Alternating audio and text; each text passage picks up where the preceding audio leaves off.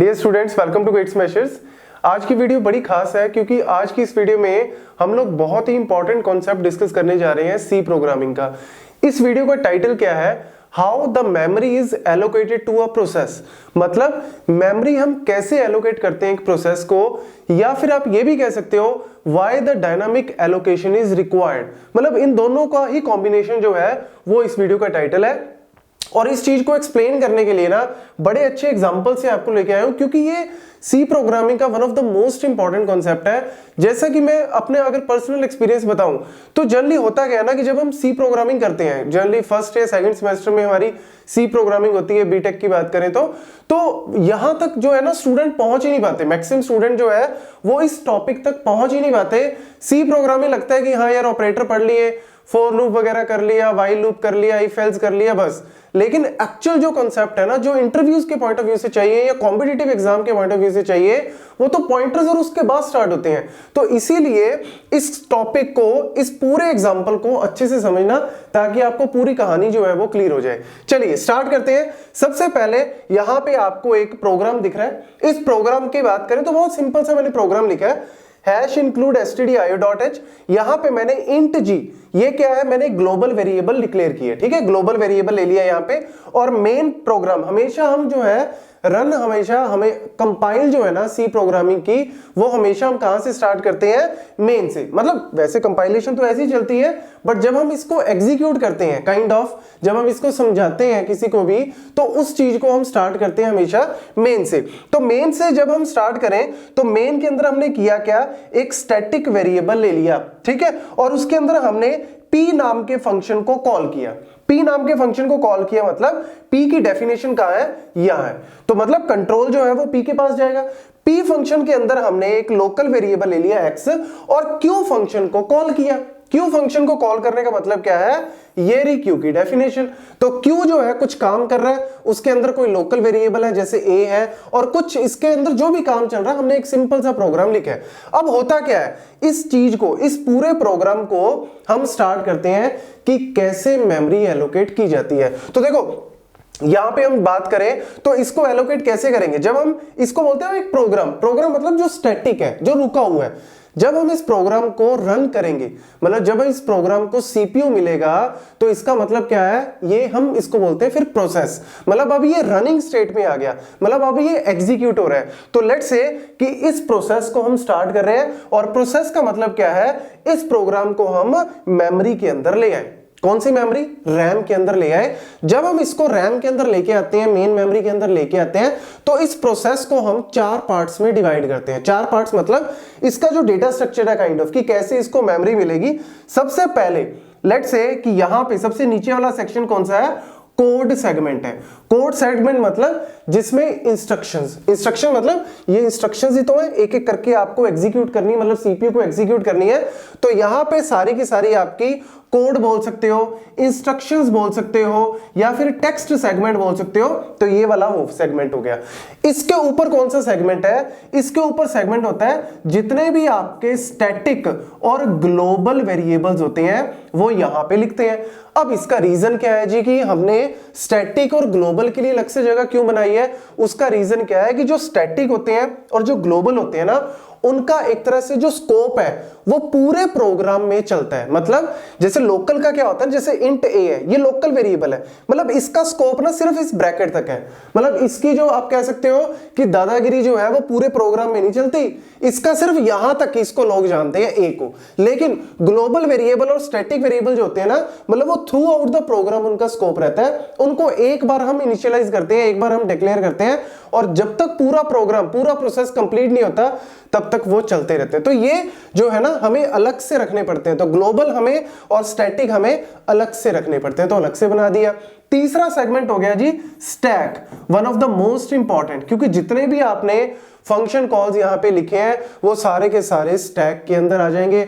Recursion करते हैं वो भी स्टैक के अंदर आती है, लोकल वेरिएबल वो भी स्टैक के अंदर आते हैं। और ये तीनों चीजें जो है ना, ये तीनों चीजें आप कह सकते हो लिमिटेड है। लिमिटेड कहने का मतलब क्या है कि जब ऑपरेटिंग सिस्टम बोलेगा कि यार रैम के अंदर आ जा तू, मतलब इस प्रोसेस को रैम के अंदर लेके आएगा, तो उसको एक मेमोरी एलोकेट कर देगा। Let's say 1 MB memory allocate कर दी, ठीक है, और इसको बोल देंगे भैया तो 1 MB से ज्यादा अब मेमोरी नहीं ले सकता, तो जितना भी बढ़ जाए, जितना भी ग्रो कर जाए, 1 MB से ऊपर मत जाइए, ठीक है। मतलब काइंड ऑफ कुछ एक फिक्स वैल्यू होती, मतलब अगर आपको रियल लाइफ एग्जांपल बताऊं तो जैसे अगर हम विंडोज की बात करें तो 32 बिट विंडोज की बात करें तो मैक्सिमम प्रोसेस साइज उसमें 2 GB तक का हो सकता है। इवन आज के टाइम पे तो लिनक्स की बात करें तो उसमें आपके 32 GB तक के भी प्रोसेस के साइज हो सकते हैं। तो ये तो हो गए बहुत बड़े बड़े प्रोसेस, लेकिन हम सिर्फ एग्जाम्पल के तौर पर ले रहे हैं कि लेट्स से 1 MB साइज इसको दे दिया कि तो इससे ज्यादा ग्रो नहीं कर सकता।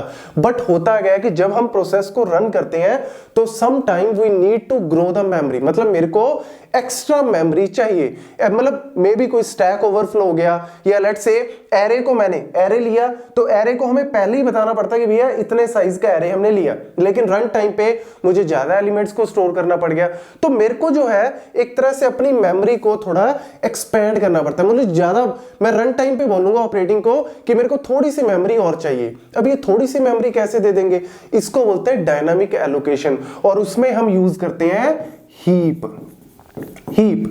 को बोलते हैं free pool of energy. Free pool of energy है जी, मतलब सॉरी एनर्जी नहीं, फ्री पूल ऑफ स्पेस, ठीक है। फ्री पूल ऑफ स्पेस बोल देते हैं, ब्लॉक ऑफ मेमोरी बोल देते हैं, जो कि फ्री है और ये कितनी भी ग्रो कर सकती है। और एक मजेदार बात बताऊं कि जितनी फिजिकल मेमोरी है ना उतने तक ग्रो कर सकती है, तो इसीलिए इसको यूज तो करो लेकिन हिसाब से यूज करो। तो ये आ गया जो आपका हीप का कॉन्सेप्ट। तो यहां पे हम लोग जो है इस पूरे प्रोसेस को इस तरीके से लेके आएंगे। लेट्स से हम इस पूरे जो मैंने यहां पे एग्जांपल के तौर पे लिखा है इसको हम इस कॉन्सेप्ट के अंदर लेके आते हैं, मतलब कि इसको हम लेके आते हैं कि कैसे हम लोग चीजों को स्टोर करेंगे। तो ये मैंने एक तरह से स्टैक, मतलब स्टैक पे क्लिक किया तो ये बड़ा इस तरीके से स्टैक आ गया, और इस स्टैक में सबसे पहले देखो यहां पे कौन सा फंक्शन है, कहानी जो है वो स्टार्ट किससे होगी, मेन से। तो एक तरह से मेन जो है वो सबसे पहले हमने टॉप ऑफ द स्टैक में लिख दिया। उसके अंदर है क्या, कोई लोकल वेरिएबल है, लोकल वेरिएबल नहीं है, स्टैटिक टाइप का है। लोकल तो है लेकिन स्टैटिक टाइप का है, तो स्टैटिक हम अलग से स्टोर करते हैं। ये वाला आपका स्टैटिक वाला हम अलग से स्टोर करते हैं। तो के मेरा क्या है, स्टैटिक टाइप का है, तो मैंने अलग से स्टोर कर दिया। देन मेन के अंदर हमने क्या किया, जैसे नेक्स्ट स्टेटमेंट क्या आ गई, पी मतलब पी फंक्शन को कॉल करो, तो पी मतलब टॉप ऑफ द स्टैक में अब क्या आ गया, पी आ गया। पी के अंदर गए, पी के अंदर क्या कोई लोकल वेरिएबल है, हाँ एक्स, तो x हम यहां पे स्टोर कर देंगे स्टैक के अंदर। देन q मतलब नेक्स्ट हमने किसको कॉल किया, q को, तो now top of the stack में क्या आ गया, q, तो q पे कंट्रोल जाएगा। a मतलब इसका लोकल है, तो इसके अंदर हमने स्टोर कर दिया। ये पूरा एग्जीक्यूट होगा, जो भी इसने काम करना पूरा एग्जीक्यूट हो जाएगा। जब ये एग्जीक्यूट हो गया कंट्रोल वापस पी के पास आएगा, ये रिटर्न करेगा, कंट्रोल वापस पी के पास आएगा, मतलब ये एग्जीक्यूट हो गया। अब टॉप ऑफ द स्टैक में पी आ गया। देन पी ने अपना जो भी काम करना था कर लिया, कंट्रोल वापस दिया, कंट्रोल किसके पास आ गया, दोबारा मेन के पास आ गया। मेन ने नेक्स्ट लाइन कौन सी लिखी, प्रिंट, तो नेक्स्ट लाइन जो है यहां पे एक तरह से आप कह सकते हो कि नेक्स्ट लाइन कौन सी आ जाएगी, प्रिंट, ठीक है। तो जो भी प्रिंट करना है वो प्रिंट कर दो। जब ये भी प्रिंट हो गया खत्म, तो पूरा प्रोग्राम जो है वो फिनिश हो गया। तो इस तरीके से पूरा प्रोग्राम जो है वो स्टैक के अंदर आता है और ऐसे ऐसे करके हम लोग एग्जीक्यूट करते हैं। और एक चीज रहेगी यहाँ पे ग्लोबल वेरिएबल, तो ग्लोबल वेरिएबल भी हम कहां पे लेंगे, अलग से, ठीक है। तो ये कहानी है जी बेसिक। अब लेट्स से कि मैंने इस तरीके से कोई प्रोग्राम लिखा और उस प्रोग्राम में स्टैक के अंदर हमने जैसे ए फंक्शन, ए ने बी को कॉल किया, बी ने सी को कॉल किया, सी ने डी को कॉल किया, इस तरीके से ग्रो करता जा रहा है। मतलब रिकर्जन यूज की, लेकिन वो रिकर्जन प्रॉपर तरीके से हम कर नहीं पाए और वो इनफाइनाइट तरीके से जा रही है। तो होगा क्या, स्टैक भर गया। स्टैक भर गया तो एक तरह से ओवरफ्लो हो जाएगा। स्टैक ओवरफ्लो हो गया तो मेरे को हीप की डायनामिक एलोकेशन की जरूरत पड़ेगी। तो इसीलिए हम डायनामिक एलोकेशन को जनरली इसी वजह से यूज करते हैं कि जहां पे मेरे को लगता है कि प्रोग्राम जो है वो लिमिटेड साइज से ग्रो कर सकता है, then we use the concept of heap. तो ये पूरी कहानी मैंने आपको समझा दी with the help of example.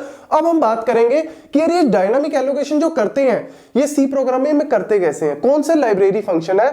तो लाइब्रेरी फंक्शन नोट कर लो, malloc, calloc, calloc, इसको बोलते हैं मेमोरी एलोकेशन, कॉन्टिग्यूअस एलोकेशन, री एलोकेशन, ठीक है, और एक यहां पे फ्री। तो ये चार जो आप कह सकते हो लाइब्रेरी फंक्शन हम यूज करते हैं डायनामिक एलोकेशन के लिए, डी एलोकेशन के लिए। तो ये सारे कॉन्सेप्ट जो है वो एक एक करके हम देखेंगे। तो अब आपको इंटरव्यू में कहीं पे भी कोई पूछ ले कि यार प्रोसेस को मेमोरी कैसे दी जाती है या डायनामिक एलोकेशन की जरूरत क्यों है, तो ये समझा देना, इससे ऊपर कोई चीज नहीं है।